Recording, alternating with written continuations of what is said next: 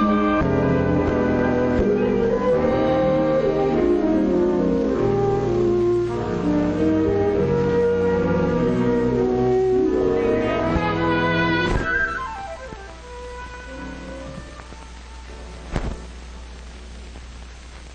early teens are years of upheaval and turmoil.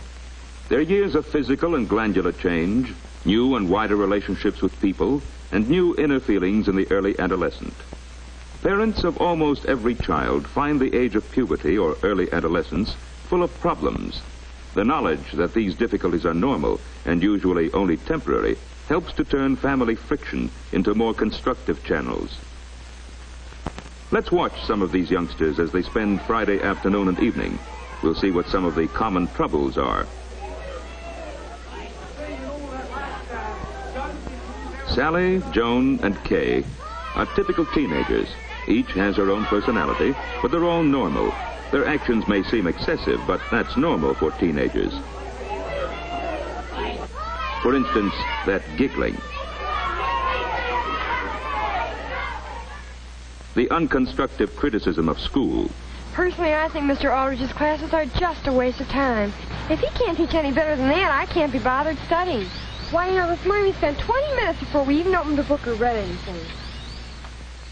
The criticism of families. Last week, my brother spent all his allowance on candy in one day. I think it's awful the way Mother lets him waste money. Of course, she lets him do anything he wants. The unrealistic ideas of their own future. Well, I've really decided I'd like to be a ballet dancer. I'd get started in New York and then I'd tour all over the country. I'd sure hate to spend the rest of my life in this old town. Yes, if you don't make an effort to understand them, teenage girls may seem silly and opinionated.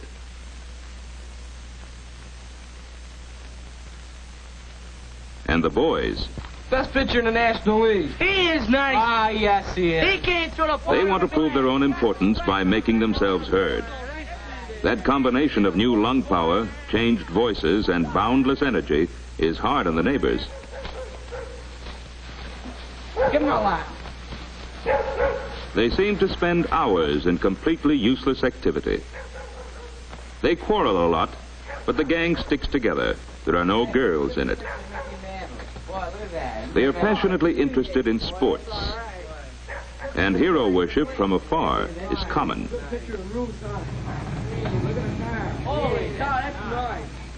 A car and home, as good as the other boys have, are important. The gang is impressed by material possessions. This bolsters Tom's self-esteem. To boast about Dad's popularity or achievement is very satisfying. It's okay. So Dad got a bonus because he sold more in the last 2 months than any other salesman in the district. The adolescent is self-centered. Bill's response to every situation is concerned with how it affects him. My old man's got an order in O'Neill's Motors for a new convertible. We're going to get the first one that comes in. What kind of car are you getting? I think it's a Chevy. Sam doesn't talk much. He feels safer saying nothing. At least then he can't say the wrong thing. This is a common method of self-protection. At home, away from the group, there are other aspects of adolescent behavior that are annoying to parents.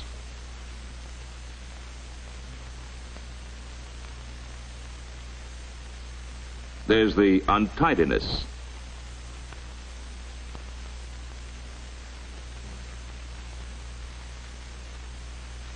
The eternal hunger, picking at whatever is around to eat.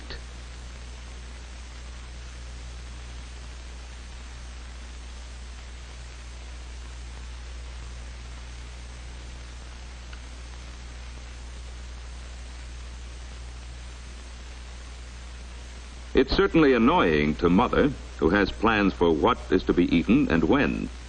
But the universal appearance of these adolescent traits leads to the conclusion that they are normal and based on real needs. Kay is quite mature for her age. She's well adjusted, accepting her defects and trying to make the most of her assets.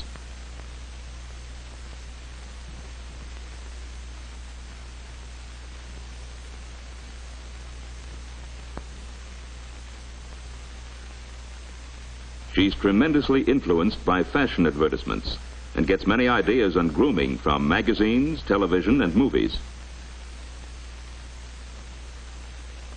To wear her hair and clothes according to the latest style is much more important than to wear them in the most becoming way. She's not mature enough yet to rely on her own judgment. The world knows best, and she wants to be sure of her place in the world.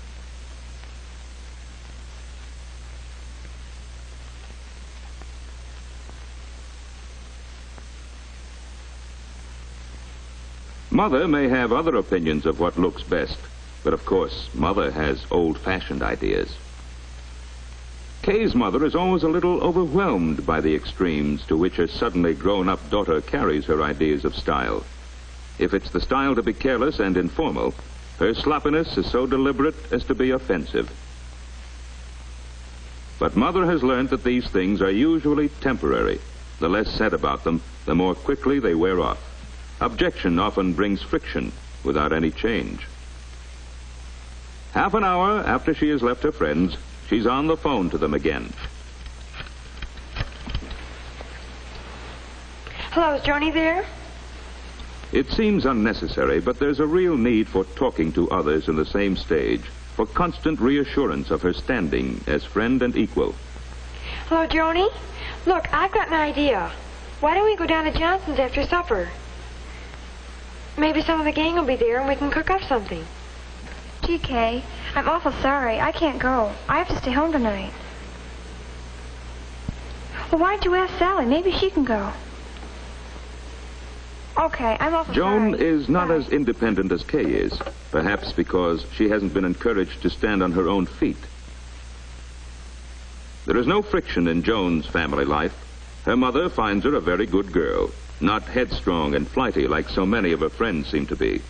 She takes her schoolwork seriously, perhaps too seriously. She has high standards for herself, and if she falls below them, her insecurity and worry are increased. Joan seems to be coming quietly through these difficult years, but the stress and strain are there and result in an almost complete withdrawal from people. She does a lot of daydreaming, imagining herself as the extrovert that she is not. She goes over and over little events in her life, reliving her successes and suffering through her failures all over again. Joan doesn't have emotional outbursts. Her safety valve is her diary. Here she is herself, letting off emotional steam and clarifying her thoughts about growing up.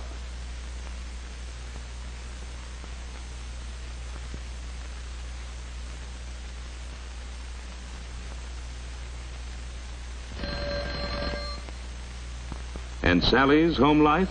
Her mother doesn't intend to relax her discipline now, just when Sally needs it most. Oh, hello, Kay. Just a minute, Kay. Mother, can't I even answer the phone without you listening in? Sally, I don't want you going out tonight. You've been out far too much lately. All right, Kay, I'll go. I suppose Mother will make a fuss, but I'll be there. Sally wants independence, and this knocking out of the parental prop leaves her no support but the opinion of her friends. She must maintain her position with them at any cost. Oh, don't let's ask her. She thinks she's so smart. Personally, I can't see what she has to be stuck up about, except a lot of expensive clothes. Anybody'd look good with all that money. In her need for assurance, Sally tries to avoid girls who are more attractive or have more money or clothes than she has. She wants to have friends on her own level. Did she? Oh, that just shows how stupid she is. The long conversations irritate Sally's mother. She doesn't see them as part of her daughter's adjustment to other people and to herself. For Sally is thinking out loud as she talks. Now let's see how the boys get along at home. Remember, Sam didn't talk much with the crowd. He was more of a listener. At home, he is more sure of himself.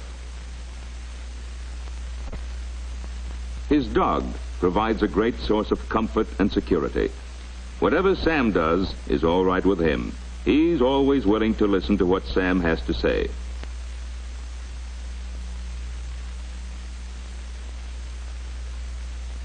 But there are many questions Sam wants to ask. Many incidents of the day he wants to share with his parents. And then they know where to go, and it's all done by code. Did you know that, Pop? Everybody knows that, son. Did you know that, ma'am? Yes, dear. Oh, by the way, I wonder if we could go up and see old lady. Sam's parents sometimes think he talks too much. They don't realize that their son wants to practice his conversational ability on them. Someday, when he is sure of himself, outside, they may have difficulty in finding out what his thoughts are. On the other hand, Tom, who talked so much about his father's achievements, seems most unappreciative of them at home. And he seems to have no ambition.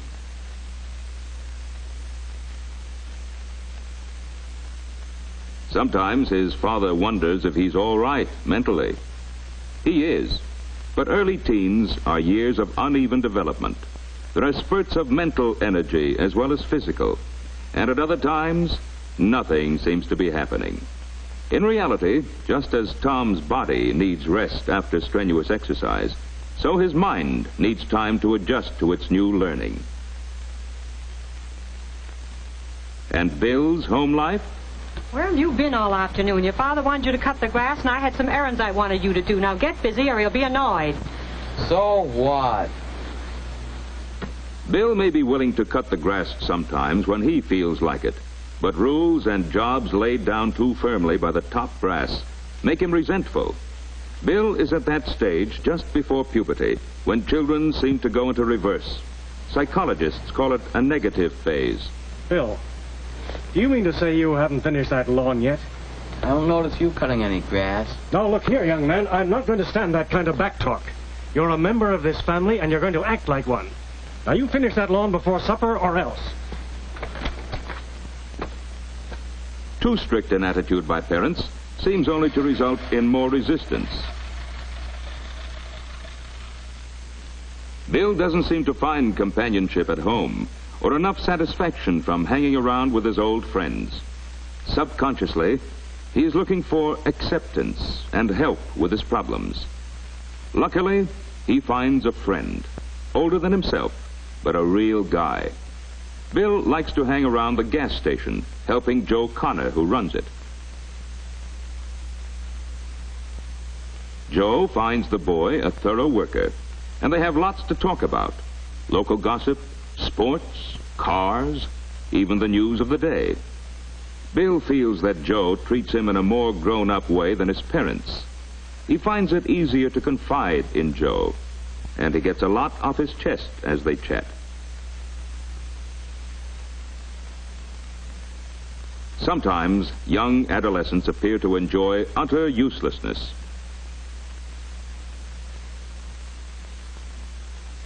But this boundless energy can be directed into useful channels. Sam and Tom belong to the Boy Scouts. Like most teenagers, they enjoy constructive activity and a planned group project. It can be any community group, but organization is needed to ensure that there'll be enough boys there to carry out the program successfully.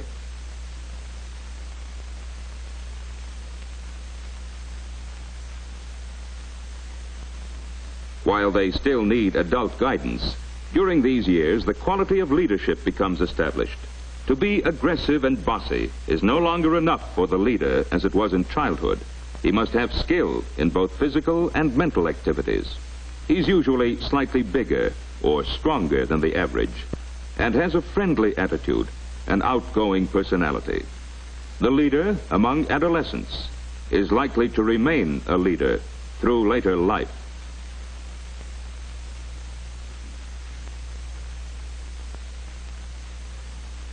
As they move out of the sphere of home influence into the community, young teenagers feel the need of their own kind.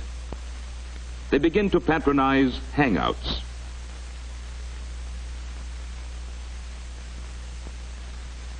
Because girls are physically more mature than boys of the same age, most of the advances in the early teen years are made by the girls. Their efforts are crude and childish, but they're the beginnings of experiment in sex adjustment. This kind of performance often shocks parents. The boys really do feel superior to those silly girls, but while they pretend to scorn their attention, They're secretly flattered. Nothing would make them admit this, though. Subconsciously, it takes the form of showing off to attract more of the girl's attention.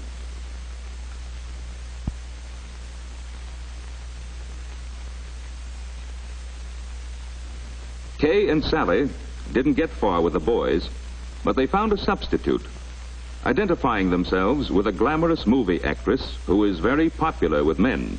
Gives them a satisfaction they couldn't get any other way. What about Joan? Doesn't she care for any activity or feel a need to admire and love someone? She does, but she has her own quiet way of working it out. She likes to cook all by herself, without direction from Mother or the confusion of family meals. Tonight, she's making candy. It'll be a present for her music teacher, whom she's adored for a long time without telling anybody. So, 6 typical young teenagers have spent a Friday afternoon and evening. All of them seem to have problems that worry either them or their parents. For goodness sake, Sam, go to bed. It's late. Okay. All of them experienced some parental friction.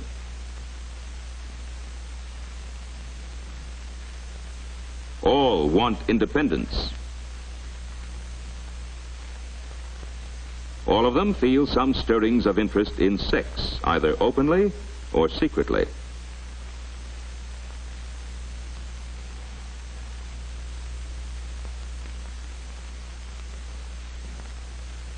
All of them are trying in their own way to adjust to a new set of circumstances and relationships.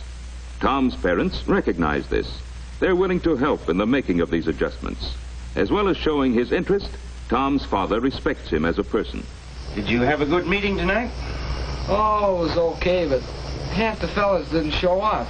No. Maybe there was something else going on. Nah, they had dates. Seems like the fellas are always going out on dates now. They never. He doesn't pry into Tom's affairs. The way is left open for discussion. He tries to be helpful.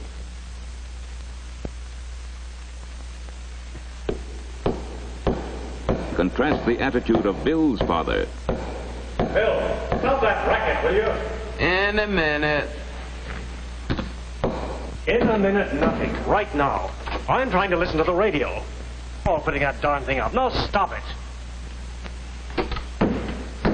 Did you hear me?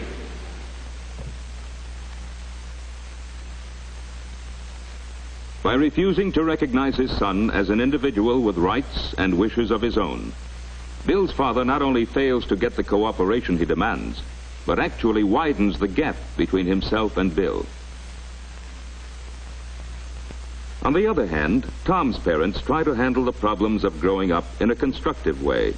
They gradually increase his independence, at the same time encouraging him to accept responsibility for what he does.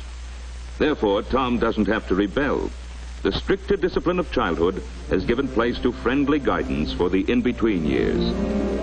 Of course, having understanding parents doesn't eliminate all the problems, but it goes a long way towards lessening the tensions that give to early adolescence its name, the age of turmoil.